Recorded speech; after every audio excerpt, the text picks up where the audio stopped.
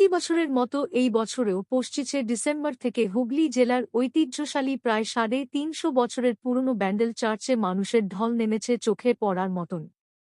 তারই মধ্যে আজ বৃহস্পতিবার ব্যান্ডেল চার্চ এবং হুগলির ঐতিহ্যশালী ইমাম বাড়াতে এসে ঘুরে গেলেন বাংলার মুখ্যমন্ত্রী মমতা বন্দ্যোপাধ্যায়ের ভাইঝি অগ্নিশা ব্যানার্জি পরিবারের সকলের টিনা নামেই পরিচিত এই অগ্নিশা হলেন মমতা বন্দ্যোপাধ্যায় ভাই স্বপন বন্দ্যোপাধ্যায়ের মেয়ে। তার বেশ কিছু বন্ধুবান্ধবও হবু বরকে নিয়ে এসে ঘুরে যান।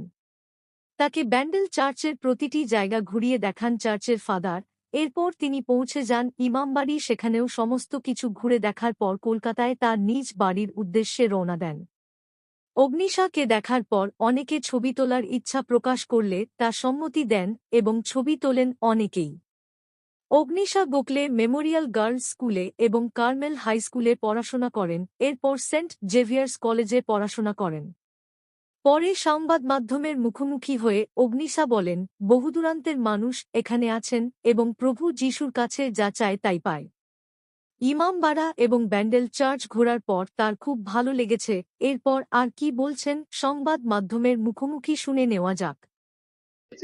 হ্যাঁ, প্রথমবার ব্যান্ডেল চার্চে আসা। কেমন লাগলো অভিজ্ঞতাটা যদি একটু share করেন? খুবই ভাল লাগছে, কারণ জাস্ট 25th ডিসেম্বর গেছে আর সেদিনকে চার্চ বন্ধ থাকাকালীন আমরা অবশ্যই আসতে পারিনি, কিন্তু আজকে নিজের বন্ধু বান্ধবদের সাথে নিজের ফিয়ান্সের সাথে এসে আমি খুবই ভালো লাগছে। প্লাস সব থেকে important, father please please join me please. Father আজকে এখানে নিজে থেকে দাঁড়িয়ে আমাদেরকে সব এখানে হিস্ট্রি জানাচ্ছে, ইতিহাস জানাচ্ছে। তো এর থেকে ভালো আর কিছু হতে পারে না। আই এম ভেরি হ্যাপি কি আমি এখানে আসতে পেরেছি। Thank you.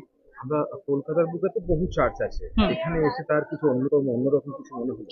অবশ্যই, কারণ এই চার্চটি আজকের নয়, এটা 1500 শতাব্দীর। আর এই চার্চের অনেক ঐতিহাসিক কাহিনী আছে যেগুলো আমরা জানতাম না, আজকে ফাদার ছিল বলেই আমরা এখানে এসে জানতে পেরেছি। আর প্রচন্ড আনন্দিত যে আজকে এত সুন্দর একটা জায়গায় এসে এত ভালো একটা অনুভূতি একটা এক্সপিরিয়েন্স করতে পারছি, এই জন্য আমি খুবই খুশি। Thank you so much. অনেকগুলো ব্যাসিলিকা রয়েছে, তার মধ্যে চার্চ অনেক আছে, কিন্তু এটি একটি অন্যতম ব্যাসিলিকা।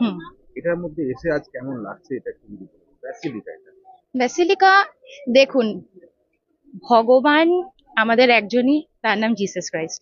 ঠিক আছে, তো সেইখান থেকে দাঁড়িয়ে যেই চার্চই যান না কেন, ঠাকুর কিন্তু প্রত্যেকটা চার্চে উপস্থিত আছেন।